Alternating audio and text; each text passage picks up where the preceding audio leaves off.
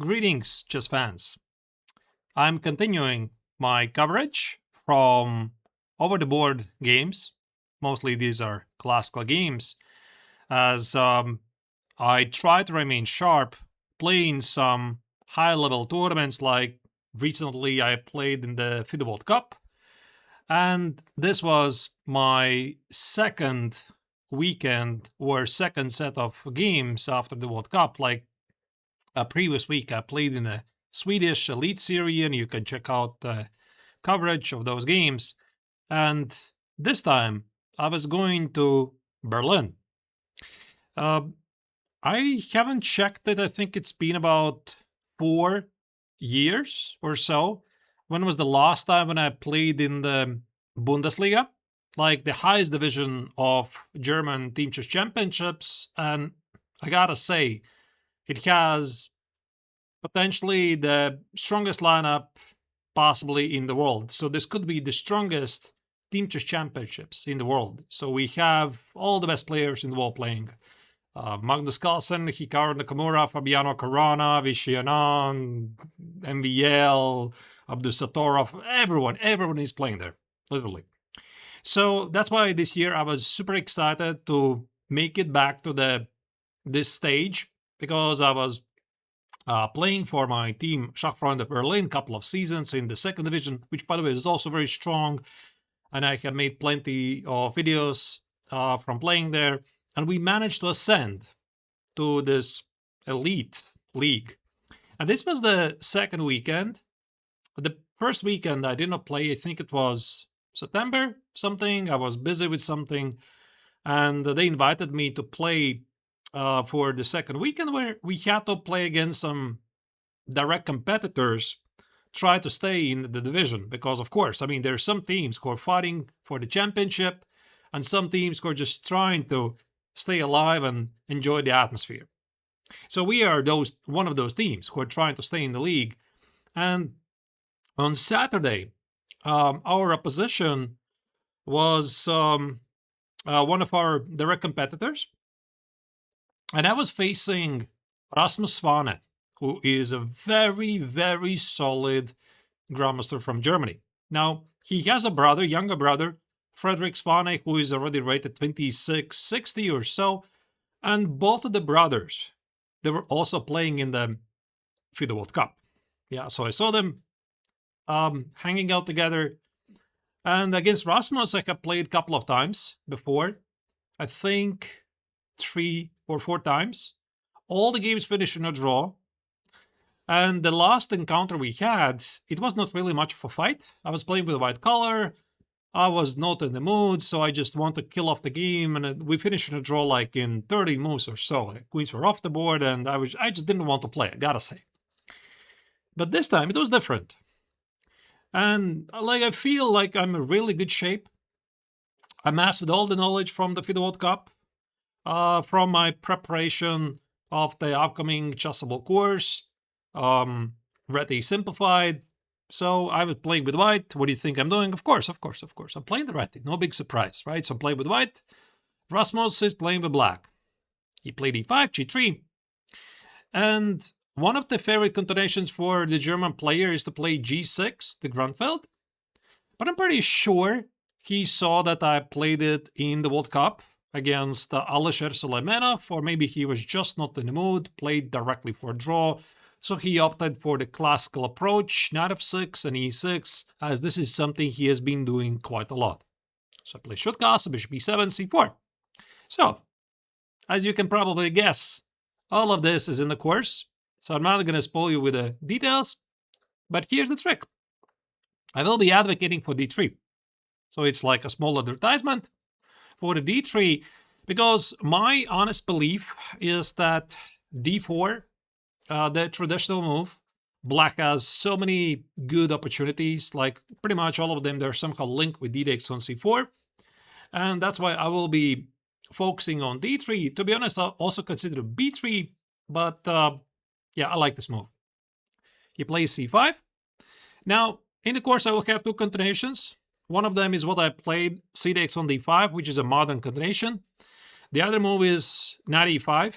But with knight e5, there's one nuance. because just recently there was a very important game at the highest level, FIDE World Cup match for the third place, Todorbeck Yakuboev against Andrei Yesepenko.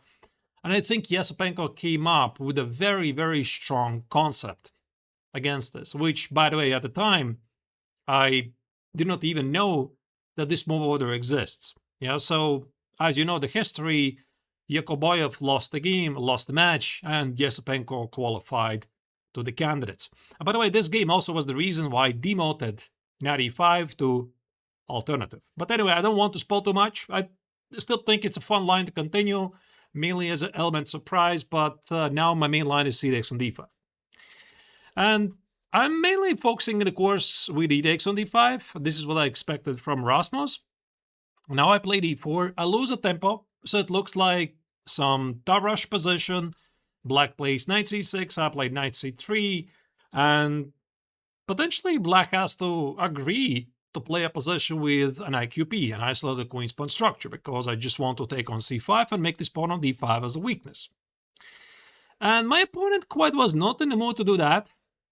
He played knight x on d5, and because of this game, I made update to my course, because I had written that after d4, I'm switching to some Catalan vibes. I know I'm losing a tempo, but because of this bishop on c8, white has practical chances to fight for advantage. And I had written down that here, black has to play knight c6. And I remember when I was very quickly browsing through the variations for the game, because I suspected that maybe Rasmus is going to play this, because I think he played it once in online games.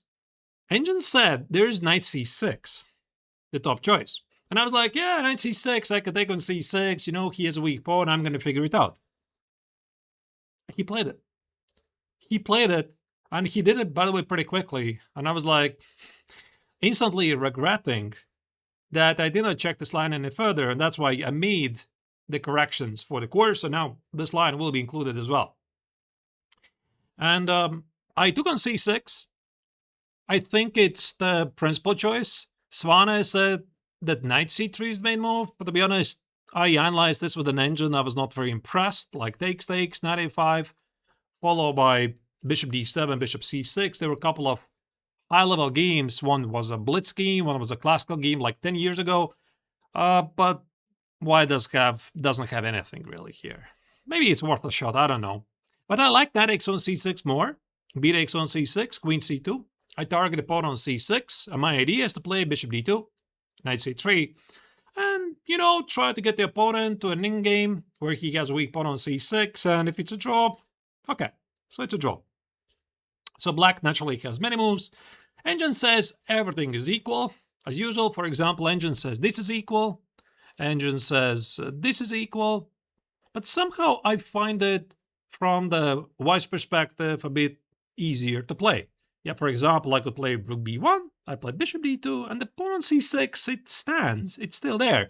And perhaps at the right moment I can go here, bishop b2, and try to equalize for black. It's not really so easy, even though for Stockfish everything is easy. So he played bishop a6, which is a very normal move because he stops me playing e4. I mean, sometimes I want to play a3, e4, push back the knight, and play knight c3, and do something. And here I realized one thing. Like, I was already out of the book, because I already said, like, this was not present in my course, now it's changed. And I realized I cannot play in the pawn on c6. I have to try something else. So I play knight c3, and after knight c3, I want to play bishop d2 next. And after knight c3, bishop c3, you see I protect the pawn on e2. So he thought that he has to take it. By the way, engine says queen b6, bishop d2, rook d8 is somehow better for black, meaning it's equal, but compared to what he got in the game. But I just play rook d1. The weakness is there. And, okay, maybe black can play c5 and keep pushing, but all I'm seeing is a weakness. So he took on c3. And here was a very important moment. Like, I thought that I cannot really fight for advantage with bx on c3 because everything is symmetrical. The bishop on a6 is out of the game, and it's not like I'm really threatening to take on c6. There's going to be rook c8, which is a very common idea from the Grandfeld defense, give up the pawn, and then organize a lot of activity at the c file. So I was quite concerned about this position. I thought there's nothing. And you know what? After the game, I checked it, obviously, with an engine. An engine came up with an amazing concept, like something I didn't really think about. Because originally I thought it would be interesting to play c4 to disconnect the bishop on a6, but he probably is going to target a pawn. So I don't think it works. So what engine says, you can try bishop e4, which feels a bit weird. Like, why would I attack the pawn on h7, which can be easily defended? But if he does this, or g6, now I play c4, and I'm ready to protect the pawn with bishop d3. And the bishop on a6 is kind of disconnected from the game, followed by bishop e3 and slightly better. And the engine is, trying to get to this idea, and it's like thinking, should he include rook b1 first, or rook d1, and sometimes bishop e3, but it goes back to the same idea, like bishop e4, c4, bishop d3. And I thought, okay, that's a very nice idea, but obviously during the game, I did not see it. So what I did, I decided to play a gambit. I played queen takes on c3. So my idea was, I think he has to take it. Otherwise, why did he commit to knight takes on c3? Takes. And I was thinking, so if he goes to protect the pawn with bishop e5, I will just continue normal development. And at some point, I will play a4. Then I will collect the pawn. And I will have a chance to organize an outside pass pawn at the queen side. 2 pawns against 1. And I thought it's a fun idea to try, because for black, he has to decide, make a very big decision right here, because for black, I saw at least 2 more very interesting combinations. For example, one of them was queen d3, with an idea. If I take on d3, and now I take on c6, somehow black seems to be incredibly active here. Bishop b4 is a threat. Bishop f6 is a threat. So I was looking at this line and try to figure out, can I do this? For example, I play b3 and he plays here, and I play bishop f4. It feels like I'm risking quite a lot, and the reward is very distant. So that's why here I decided, if he goes here, I'm going to play queen c6, which looks a bit risky because he has bishop b4, he's trapping my rook at e1, and I saw I can play bishop e4. Very important idea. So I'm attacking the queen. And if he plays something like queen c4, probably it's not a big deal.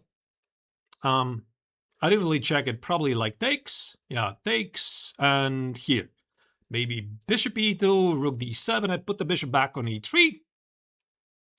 And there you go. Like, I have this position that I wanted. An outside pass pawn on the queen side. So here actually engine says that after bishop e4, he can make another intermezzo move, bishop f3. So it's like a tango of bishops. I take it on a8, I take on d3, and I get, anyway, to the same position. And this is the position where I'm pressing quite a lot. Bishop a6, a3, b4, and push those pawns to the queen side. That was one idea. The second idea, I was thinking he could play bishop f6, intermezzo move. So I would take on c6. He needs to defend the rook. I play queen a4. Now the bishop on e2 is hit. The pawn on a7 is under attack. So let's say he does this. And I thought, okay, queen a7 maybe is a bit risky because he has bishop d4. And what if there's some crazy tactics? He's incredibly active. But I thought at least, again, bishop e4 is a move. I trade the queens and... okay, maybe it's a draw. Like he takes on a2, he retreats, I take on a7, everything liquidates. Maybe slightly worse, but I don't think I'm risking anything. And finally, he played bishop b5, which I thought is inaccuracy during the game. That's what I thought. Because obviously the move is a4. Like I want to collect the pawn on c6, but this move is worrying me a bit. And I don't know where to place the queen. Because if I go here, he might do the same idea of queen d3 or maybe even bishop d3. Yeah, actually, maybe bishop d3 is even stronger. And black just looks very active here. So, yeah, I'm missing queen a4 square, maybe queen b7, rook c7. Yeah, I don't know. I was not really seriously looking at this. And instead I just play bishop f4. And I was very happy about this position because I felt I'm definitely not worse. I want to play a4 in the future. I want to play bishop e5. If he trades the bishop, so be it. And for example, in this position, if he plays here, here, and let's say he trades it, I'm applying incredible amounts of pressure. So a4 is incoming. He can defend it, maybe try to do some tricks with rook d8 and queen d1, and maybe there's some back rank issues for me. But I go here, I play a4, I play b4. So this was one of my absolute dream positions I wanted to get. I'm down a pawn, but I figure out the extra pawn at the king side doesn't really matter. I will take on c6 when the timing is right. And something like bishop b7, I just didn't believe something like this is playable. Let's say I go here, maybe b5 is a move, maybe I just take on c6, and again, it feels that this extra pawn the black has on the king side, it's completely irrelevant. He could even play a6, bury his bishop. So that's what I wanted. But obviously my opponent is too good. And here, after bishop e5, yeah, instead of this, Engine also was saying a5 is a move. This is something I briefly considered with bishop b4, but I thought that this position is quite dangerous for black, at least from afar. And if he plays f6, protect the pawn on g7, I play bishop d6, the rook comes in, a4 comes in, and the pawns on e6 and c6 are quite weak. But, I mean, Stockfish immediately corrects that I'm inaccurate. It says bishop b4 is a move, leaving the king alone. And, okay, yeah, from afar, like, I thought this is looking pretty dangerous, but again, concretely, I have nothing. And I probably have to go to this position. Yeah, where, again, everything is equal. Engine says black is tiny bit better, but probably just liquidates into a draw. So my opponent is a human being. He played bishop f6. I play bishop e5. I'm hoping he's going to take on e5. And he does not. He played rook c8. Now, initially, I thought, I'm going to play a4 and win the game. That was my first impression. So I play a4. I thought if he, let's say, if he plays bishop a6, I'm going to play b4. So I want to play like rook d1 at some point, and if he takes it and takes it, he could have played c5 because I have b5, and we go more or less to the same position. I thought, okay, there you go. I got you, Rasmus. But obviously I'm thinking, wait. This is too easy. There's got to be something. And once I got that thought, I immediately realized he has the intermezzo move, bishop e5, and that changes things. Because after bishop e5, obviously if I take with a queen e5, he just has bishop c4 and bishop d5. Okay, I'm winning a pawn on a7, but he has a better pawn structure. And do I go back to the defense? I don't like this position. Black is very safe here. Even though Engine says it's still equal if black wins pawn on b2, somehow white keeps the balance. But the problem of rook e5, which was, after a4, of rook e5, there's the trick, bishop a4. I saw this. I think, either here or in a different variation. He gives a check and collects the rook on a4. So I cannot miss it. And I did spend some time here. What if there's some tricks here, some intermezzo move? Because the bishop on a4 is ganging. Can I hit a queen on d8? Can I attack the king? It's a bit exposed. Is there some quiet move like bishop e4, bishop h7, rook h5, something? But no, it doesn't work. It doesn't work. So I'm looking at this and I realized, okay, rook c8 was a very smart move. And he, by the way, he wants to play c5. So what should I do? I'm thinking if I'm taking on f6, he's probably going to take with a queen. And if I take it, c5 is incoming. Like a4, this is not the same. There's bishop c4. And if I'm playing rook c1, he plays c5. There's no way I'm playing for the win here. I'm still down a pawn, by the way. And here I missed. Engine was recommending some queen c5 stuff. Target the pawn on a7, give up the pawn on b2, and play this position. I don't know. If I would have seen this line, I'm not sure I would have went there. But I understand the logic, because you see white has a strong bishop on g2, this pawn is very strong, and again, technically this extra pawn the black has, it doesn't really matter, but Engine says this is still equal. So I didn't find it, and I played b4. And I was hoping, maybe I get a better version of a4, even though I'm still not threatening a4 because of the same trick. And yeah, he played c5. And as soon as he did it, I realized, I cannot win this game. Like, no ideas whatsoever. And I spent a bit some time, like, can I go for this position? Like, takes, play a4. And if he would play bishop d3, can I play b5, c4, and let's say this position, and this position, let's say, I'm not sure, a takes on b6 or a6 is looking interesting. I'm down a pawn again, but my pawn is very strong, so is his. But I realized very quickly there's a lot of risk, and he probably can just play bishop c6. So for him, there's no need for the adventure. I can take it, ignore the pawn, b5, he plays rook b6, again a6 is incoming. I'm never going to win this. So I'm looking at this, and there's no way for me to find a continuation, so I just took the pawn. He played correctly bishop b5, which I find it to be a very annoying move, because if I take with a queen, I lose control of the a5 square. So this queen on a5 is very active for black. That's a target, that's a target. He's going to double the rooks at the c file, rook c7, rook c8, and I don't like it. Like, even though engine says it's equal, maybe h4, h5 is a thing, I'm not really sure. But that's why I decided to take with the rook to keep control of the a5 square. He played here. I need to push forward the c-pawn. He played here. Now I need to rearrange the pieces, like rook e3, I'm thinking maybe queen a5, rook c3, rook b3, something. And after bishop g2, my opponent offered a draw, which I basically instantly accepted because I realized I could have played this position for the win. Like, if I take it, rook c6, I don't know, queen a5, rook c8, rook b3, maybe play for activity, I'm not sure. And here actually it's black, which can try to be ambitious at the king side. So it looks like white has an extra pawn, so white should be better, but actually black is the one who can do something with extra pawns. Yeah, so I would probably play h4, maybe e5, f6, the game continues, but of course, I'm never going to lose this position unless I'm in a severe time scramble. And also, of course, this is a team event.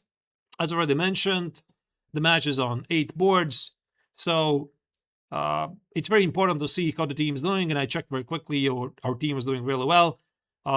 We were like either doing better or at least having balanced chances, quickly evaluated all the positions, so of course I agreed to a draw. So that's why, there was not much to see in this game. I thought those variations were fun. I came up with a very interesting concept to sacrifice the pawn. After the game, obviously, I saw what engine is recommending, that b takes on c3 is a move. And in the post-mortem analysis, I talked with Rasmus here, if I would have played knight e5, what he would have continued. And he said to me, of course, I have seen the game of Yesepenko. Of course. Like, there's even no debate about it. I had a feeling, you have to know this, you are a world-class theoretician, you're following action, you just played in the FIDE World Cup. And there's no way you missed the critical continuation in one of the crucial games that grants the player a spot in the candidates tournament, right? Of course.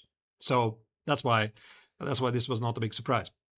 In the end, this is how the scores look like. As you can see, our match finished in a draw. Our opposition was a bit stronger. Like, almost all of the players were Grandmasters, 7 Grandmasters, and only 1 International Master. And we had some chances. I think board number 5. Oh, wait. Board number 6 was winning. Marius Fromm was winning against Gabarpop. Magnus Ermich played a crazy game. He won a very, very interesting game. Vavolin was outplayed. I thought it was pretty clean. Overall, we were pretty happy with the draw. First point. 3 teams out of... How many were there? 16 teams? I think 16 teams are in the highest division. 3 teams are getting relegated to the second division. And this gave us this one important point, the match point that allows us to climb a bit higher, 2 spots higher from the last spot. So that's the end of the analysis. By the way, speaking about the Reti simplified course, as of the moment, I have done all the analysis. I have updated it with the knowledge I have got from these games I have played lately in the Swedish league, in this league. This is why I'm playing it, so that I get some information how top players might play it. And yesterday I finished the text for all chapters. I think there's going to be 6 chapters, maybe 7. I'm not really sure because the last chapter is pretty large. We'll see what Chessable is going to say about that. But now starting this week, I have to do all kinds of other stuff, write the introduction, write the quick starter, write the model games, the tests, the pawn structures, and I have set myself a goal to finish all this stuff this week. Yeah, so it's a lot on my plate, and because of this, I also don't have time to stream like I would love to stream. I would love to play some speedruns. I just do not physically have the time. And then, after this week is done, I still need to prepare for the upcoming Elite Winter Chess Camp in Charlotte, where I'm going after Christmas. And I still haven't started to do anything, so that's why there's a lot of my plate on my plate right now, and I just want to enjoy Christmas, so that's why it's quite hectic schedule right now. Anyway, I hope you enjoyed it. My videos as usual, and you know the drill. If you like my content, you like my videos, please press like. It means a lot to me. Write your comment, what you think about the games. And of course, if by any accident you're not yet a subscriber, I would really appreciate you would hit that button so that you get to follow all of my videos. Thank you for watching. Have a great day.